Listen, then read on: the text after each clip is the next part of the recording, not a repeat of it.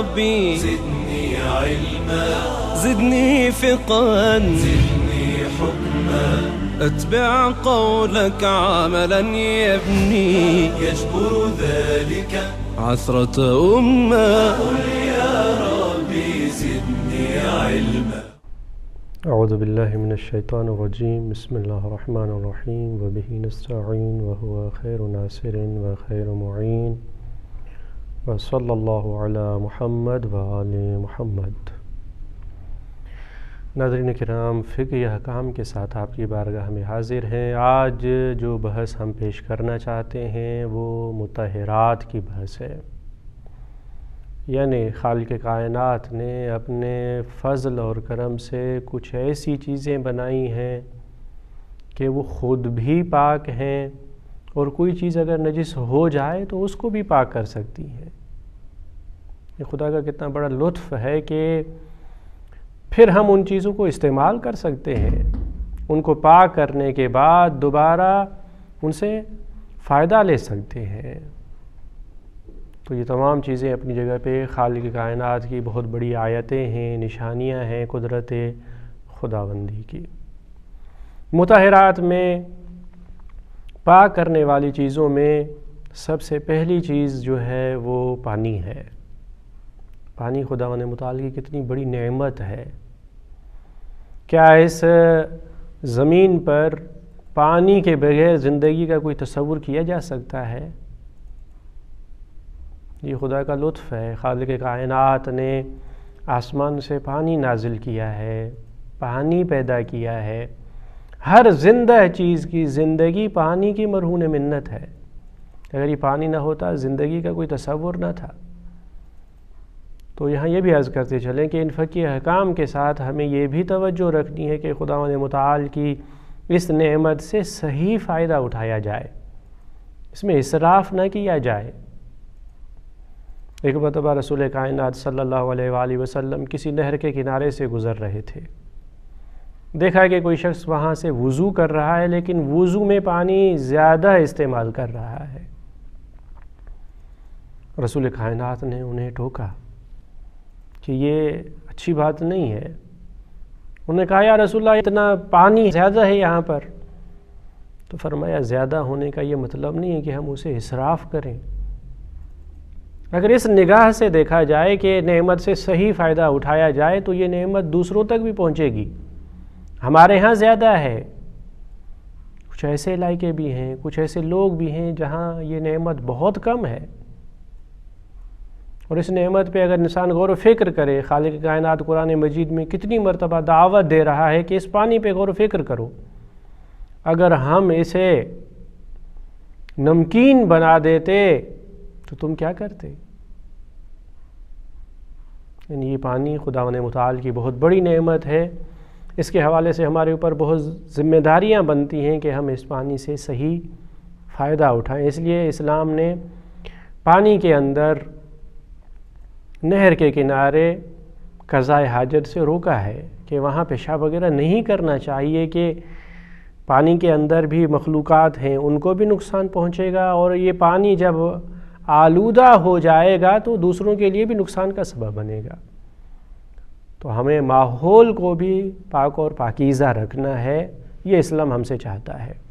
تو خالق کائنات نے احسان کیا کہ کچھ ایسی چیزیں بھی رکھی ہیں کہ نجس چیزوں کو پاک کر سکیں. چیز نجس ہو گئی، آپ اسے پاک کریں، دوبارہ استعمال کریں. یہ بھی خداوند متعال کا بہت بڑا لطف اور کرم ہے. پانی کی بحث چلیں تو پہلے ہمیں پانی کی اقسام کو سمجھنا پڑے گا کہ پانی کی مختلف اقسام ہیں، اور ہر قسم کا اپنا اپنا الگ حکم ہے پاک ہونے اور پاک کرنے کے حوالے سے، کہ دوسروں کو پاک کر سکتا ہے یہ پانی، نہیں کر سکتا. پاک کر سکتا ہے تو کن شرائط میں، کس طرح. پانی سب سے پہلے تو پانی کی دو قسمیں ہیں. پانی جو ہے یا وہ مضاف ہے یا مطلق ہے. مائع مضاف ہے یا مائع مطلق ہے. مائع مضاف یعنی مضاف پانی اس پانی کو کہتے ہیں کہ جو خالص نہ ہو، کسی دوسری چیز سے لیا گیا ہے. جو جوس ہے کسی پھل کا، کسی میوے کا، آم کا جوس ہے، کیلے کا جوس ہے، گنے کا جوس ہے، اس سے جو پانی نکلتا ہے، اب اسے ہم صرف پانی نہیں کہہ سکتے، صرف پانی نہیں کہہ سکتے، کیونکہ اسے پانی، خالص پانی نہیں کہا جا سکتا، لہٰذا یہ مضاف ہے۔ آب مضاف پانی کا حکم یہ ہے کہ یہ خود تو پاک ہے، ہم اسے استعمال کر سکتے ہیں، اسے فائدہ اٹھا سکتے ہیں، لیکن یہ کسی دوسری چیز کو پاک نہیں کر سکتا، مطہر نہیں ہے۔ طاہر تو ہے، خود پاک ہے، لیکن دوسری چیزوں کو پاک نہیں کر سکتا، اس سے وضو وغیرہ نہیں کیا جا سکتا۔ ایسا نہیں ہے کہ آج میرا دل چاہ رہا ہے تو آج میں شربت سے وضو کر لیتا ہوں، نہیں، شربت سے وضو نہیں کیا جا سکتا۔ پاک کرنے کے لیے اور وضو کے لیے لازمی ہے کہ پانی مطلق ہونا چاہیے، یعنی ایسا پانی ہو جو خالص پانی ہو۔ پھر اس کی اپنی اقسام ہیں کہ یہ پانی کبھی کنویں کا پانی ہے، کبھی آسمان سے برسنے والا بارش کا پانی ہے، کبھی زمین سے پھوٹ کر بہنے والا جاری پانی ہے، اور کبھی راکد، ٹھہرا ہوا پانی ہے۔ ان چاروں قسموں کے اپنے اپنے حکم ہیں۔ کنویں کا پانی جو زمین سے نکلتا ہے اور وہ کنویں کی صورت میں وہاں پہ باقی رہتا ہے، اس کے اپنے احکام ہیں۔ اس کا خاص حکم یہی ہے کہ اس میں اگر کوئی چیز پڑ جائے، کوئی خاص نجاست پڑ جائے، کوئی جانور گر کے اس میں مر جائے، تو اس کے مخصوص احکام ہے کہ اس جانور کے وجہ سے پانی نجس ہو گیا ہے تو اسے پاک کرنے کے لیے کتنے ڈول نکالے جائیں گے۔ یہ بھی سہولت ہے کہ اسے پاک کیا جا سکتا ہے۔ تو کنویں کے پانی کے اپنے احکام ہیں کہ اس میں اگر کوئی چیز پڑ جائے تو اس کا مخصوص طریقہ ہے پاک کرنے کا۔ جاری پانی، جو پانی زمین سے نکل کر جاری ہے، بہہ رہا ہے، اس کے اپنے احکام ہیں۔ جو آسمان سے برستا ہے، بارش کا پانی ہے، اس کے اپنے احکام ہیں۔ اور جو رکا ہوا ٹھہرا ہوا پانی ہے، یہ رکا ہوا ٹھہرا ہوا پانی کبھی قلیل ہوا کرتا ہے، کبھی کر ہوا کرتا ہے۔ کر کی ایک معین مقدار ہے کہ پانی اگر اتنی مقدار میں ہو تو اسے کر کہا جائے گا۔ ہمیں کیسے پتہ چلے کہ یہ پانی کر ہے؟ کیسے پتہ چلے؟ آپ اس کے برتن کو دیکھ لیں، جس جگہ وہ پانی ڈالا گیا ہے اس کا اندازہ کر لیں۔ اگر 3.5 بالشت، اس کا طول، عمق، عرض 3.5 بالشت بنتا ہے، یہ کر پانی ہے۔ ٹینکی ہے اتنی کہ اس کا طول دیکھیں آپ، اس کا عرض دیکھیں، اس کا عمق دیکھیں، یہ 3.5 بالشت ہو، یہ کر کا پانی ہے۔ اگر وزن کے حوالے سے اسے دیکھنا چاہتے ہوں تو بعض علماء نے اس کا وزن بھی ذکر کیا ہے، جو کہ 377 اور کچھ گرام ہے۔ 377 کلو گرام مکمل اور کچھ گرام، 78 اگر ہم احتیاطاً کہہ لیں تو بھی درست ہے۔ اگر اتنے وزن کا پانی ہے، پانی کا اتنا وزن ہے، یہ کر ہے۔ اس سے کم ہو تو قلیل ہے۔ ان اقسام کو سمجھنا بہت اہم ہے، کیونکہ جو اس کے احکام ہیں وہ ان اقسام سے وابستہ ہیں۔ اس کا حکم کیا ہے، اس کا حکم کیا ہے، اس کا حکم کیا ہے، یہ بارش والا پانی کیسے پاک کرے گا، جاری پانی کیسے پاک کرے گا، قر یا قلیل پانی کیسے پاک کرے گا، اس میں مختلف احکام ہیں۔ تو لہٰذا پہلے ان اقسام کو سمجھنے کی ضرورت ہے کہ پانی کے مختلف اقسام ہیں، پھر اس کے ہر ایک کا اپنا اپنا حکم ہے۔ پہلے ہم نے پانی کو 2 حصوں میں تقسیم کیا، مضاف اور مطلق۔ مضاف پانی پاک نہیں کر سکتا، مطہر نہیں ہے، اسے وضو وغیرہ بھی نہیں لیا جا سکتا۔ دوسرا مطلق پانی ہے، پھر اس کی 4 قسمیں ہم نے بیان کی کہ بارش کا پانی ہے، جاری پانی ہے، کنویں کا پانی ہے اور ٹھہرا ہوا پانی ہے۔ یہ قلیل ہے یا کثیر ہے، اس کی مختلف اپنی اپنی قسمیں بن گئی۔ لیکن قبل اس کے کہ ہم یہ بحث کریں کہ یہ پانی دوسری چیز کو کیسے پاک کرے گا، اس سے پہلے یہ دیکھیں کہ یہ خود پانی بھی نجس ہو سکتا ہے. اس پانی کو بھی پاک رکھنا ہے، یہ پاک ہوگا تو دوسری چیز کو پاک کر سکے گا. پانی بھی نجس ہو سکتا ہے. کنویں کے پانی کے حوالے سے ہم نے عرض کیا کہ اس میں کوئی جانور، کوئی نجاست پڑ جائے، کوئی جانور پڑ کے مر جائے، وہ نجس ہو جائے گا. اسے پاک کرنے کا اپنا طریقہ ہے، نجس ہو جائے گا. جب نجس ہو گیا تو دوسروں کو کیسے پاک کرے گا؟ اور پھر یہ دوسرے پانی اگر قلیل پانی ہو تو جیسے اس میں نجاست پڑی یہ خود ہی نجس ہو گیا. نجاست پڑی اور نجس ہو گیا، اثر اس نے قبول کر لیا. نجاست کا ایک ہی قطرہ کیوں نہ ہو، نجاست پڑنے سے یہ پانی نجس ہو گیا. لیکن اگر یہ پانی زیادہ مقدار میں ہو، کور کی مقدار میں ہو، تو ہاں یہ صرف نجاست کے پڑنے سے نجس نہیں ہوگا. یہ کور پانی اس وقت نجس ہوگا جب تک اس کی 3 صفتیں ان میں تبدیلی نہ آئے. ذائقے کی تبدیلی نہ آئے، بو کی تبدیلی نہ آئے، رنگ کی تبدیلی نہ آئے. اگر اس کا رنگ تبدیل ہو جائے، ذائقہ تبدیل ہو جائے، بو یعنی بدبودار بن جائے تو وہ نجس بن جائے گا. لیکن اگر صرف نجاست پڑ گئی اور اس طرح کا کوئی اثر ظاہر نہیں ہوا تو وہ پانی پاک ہی ہے، دوسروں کو بھی پاک کر سکتا ہے. اب یہ پانی اس کے اپنے احکام ہیں. پہلے ہم اس پانی کے کلی حکم بیان کرتے ہیں، کیونکہ ہر ایک اپنا اپنا الگ حکم ہے، تو اس کے کلی حکم کچھ ہم وہ عرض کریں. پہلے ایک پانی کر کی مقدار میں تھا، مجھے یقین ہے کہ یہ پانی کر کی مقدار میں تھا، اس سے تھوڑا سا کم کیا گیا.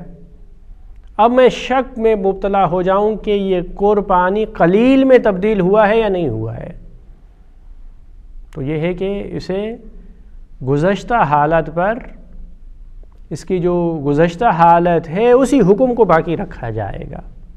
یعنی یہ کر تھا، اب میں شک کر رہا ہوں کہ کر ہے یا نہیں ہے، تو اب بھی کر ہی ہے. جب کر ہے تو کر والا ہی حکم اس پہ جاری ہوگا. یعنی نجاست کے ملنے سے فوراً نجس نہیں ہوگا جب تک کہ اس کی یہ 3 صفتوں میں سے کوئی ایک صفت تبدیل نہیں ہو جاتی. اگر ایک پانی پہلے قلیل تھا، اب میں شک کر رہا ہوں کہ پتہ نہیں یہ کور بنا یا نہیں بنا، شک کر رہا ہوں، یقین نہیں آیا. اگر شک کر رہا ہوں تو ابھی بھی یہ قلیل ہی پانی ہے. ایک پانی پہلے پاک تھا، اب میں شک کر رہا ہوں پتہ نہیں یہ پانی نجس ہوا ہے یا نہیں ہوا، تو اس کی جو گزشتہ حالت ہے پاک ہونے والی، وہ اب بھی پانی میرے لیے پاک ہے. جب تک یقین نہیں ہو جاتا اس کے نجس ہونے کا، وہ پانی پاک ہے. ایک پانی نجس تھا، اب میں شک کر رہا ہوں کہ پتہ نہیں یہ پانی پاک ہو گیا ہے یا نہیں ہو گیا، کیونکہ پانی کے پاک کرنے کا طریقہ بھی ہم عرض کریں گے. پانی نجس تھا، اب میں شک کر رہا ہوں کہ پاک ہوا یا نہیں ہوا، تو جب تک یقین نہیں ہو جاتا پاک ہونے کا، تو شک کی حالت میں بھی وہی گزشتہ حکم، گزشتہ حالت اس کے لیے باقی ہے. یعنی اب بھی وہ پانی نجس ہے. یہ کلی احکام ہیں پانی کے حوالے سے کہ اگر پانی کا ایک حکم ہو، ایک حالت ہو، اور بعد میں اس میں شک کیا جائے کہ یہ حالت باقی ہے یا نہیں ہے، یہ حکم ابھی تک باقی ہے یا نہیں ہے، تو اس کے لیے وہی حکم باقی رہے گا. یہ پانی کے حوالے سے. پانی اگر نجس ہو جائے تو اسے پاک کیسے کیا جائے؟ اب یہ پانی دوسری چیزوں کو کس طرح پاک کرے گا، یہ بعد والی بحث ہے. پہلے خود پانی اگر نجس ہو جائے کیسے پاک ہوگا؟ پانی اگر کنویں کا ہے تو وہ بہت تفصیل ہے ہر ایک جانور کے حوالے سے کہ اس میں یہ گر کے مر جائے تو کیا حکم ہے، خاص نجاست پڑ جائے تو کیا حکم ہے، طولانی تفصیل ہے. زیادہ آج کل مسئلہ اتنا پیش بھی نہیں آتا، ہم اس کی جزیات کو اور تفصیلی مسائل کو بیان نہیں کرتے. لیکن عام طور پر جو ہمارے پاس پانی ہوتا ہے وہ قلیل پانی یا جاری پانی ہے یا کور پانی ہے، اس کا حکم ہم عرض کر دیتے ہیں. اگر قلیل پانی نجس ہو جائے، اسے پاک کرنے کا طریقہ یہ ہے کہ اسے کر سے ملا دیا جائے. اگر یہ قلیل پانی کر سے ملا دیا جائے اور اس میں رنگ اور بو اور ذائقے کی تبدیلی نہ ہو، پانی پاک ہو جائے گا. اسی طرح کور پانی اگر نجس ہو چکا ہے، یعنی ان کی 3 صفتوں میں سے کوئی ایک صفت تبدیل ہو چکی ہے، اسے بھی اگر ملا دیا جائے اور اس کی یہ صفت زائل ہو جائے تو یہ پانی بھی پاک بن جائے گا۔ جاری پانی میں بھی اسی طرح ہے کہ یہ بہتے ہوئے اس کی یہ صفتیں جو نجاست کی وجہ سے تبدیل ہوئی تھی، یہ تبدیلی ختم ہو جائے تو وہ پانی پاک بن جائے گا۔ اب یہ پانی پاک بن چکا ہے، یہ پاک پانی ہے، اس کے ذریعے سے ہم دوسری چیزوں کو پاک کر سکتے ہیں۔ کیسے پاک کریں؟ چیزوں کو پاک کرنے کے لیے پہلے ہمیں یہ دیکھنا پڑے گا کہ وہ چیز کون سی چیز ہے۔ ہر ایک کا مختلف طریقہ ہے۔ اگر آپ لباس کو پاک کرنا چاہتے ہیں تو اس کا اپنا طریقہ ہے۔ برتن ہے وہ نجس ہو گیا ہے، اسے پاک کرنا چاہتے ہیں تو اس کا اپنا طریقہ ہے۔ لباس ہے یا قالین ہے، کارپیٹ ہے، ایسی چیزیں جن میں پانی رہ جاتا ہے، جنہیں نچوڑا جا سکتا ہے، اگر ہم نچوڑیں تو اس کے اندر والا پانی نکل جائے گا۔ ان چیزوں کے پاک کرنے کا طریقہ یہ ہے کہ انہیں نچوڑا جائے، دھونے کے بعد اسے نچوڑا جائے، یہ پانی نچوڑ کے یہ پانی نکل جائے تب وہ چیز پاک بنے گی۔ اسے نچوڑنا لازمی ہے۔ اور یہاں پہ ہم نے جو پہلے عرض کیا کہ بارش کا پانی ہے یا دوسرا پانی ہے، تو بارش کے پانی کی ایک خصوصیت یہی ہے کہ بارش کا پانی اگر کپڑوں پہ آ جاتا ہے، قالین پہ آ جاتا ہے تو اسے نچوڑنے کی ضرورت نہیں ہے، یہ اپنی اس کی خصوصیت ہے۔ لیکن اگر آپ دوسرے پانی سے اس کپڑے کو دھونا چاہ رہے ہیں تو نجاست کے ختم کرنے کے بعد اب اسے نچوڑنا بھی پڑے گا تاکہ اس کے اندر والا پانی نکل جائے۔ کبھی یہ مسئلہ پیش آتا ہے کہ ایک کپڑا نجس تھا، خون لگ گیا، کوئی دوسری نجاست اس پہ لگ گئی، تو کبھی یہ ہوتا ہے کہ وہ نجاست تو ختم ہو جاتی ہے لیکن اس کا رنگ کبھی باقی رہ جاتا ہے یا کبھی بو باقی رہ جاتی ہے، تو کیا یہ کپڑا پاک ہوا یا نہیں ہوا؟ اس کے بارے میں علماء یہی فرماتے ہیں کہ نجاست کا ختم ہونا کافی ہے، رنگ کا باقی رہنا یا بو کا باقی رہنا یہ نجس ہونے کی دلیل نہیں ہے۔ یعنی اب یہ نجس نہیں ہے، ہو سکتا ہے کہ اس کا رنگ باقی ہی رہے لیکن وہ نجاست زائل ہو گئی ہے تو لہٰذا یہ کپڑا یہ پاک بن چکا ہے۔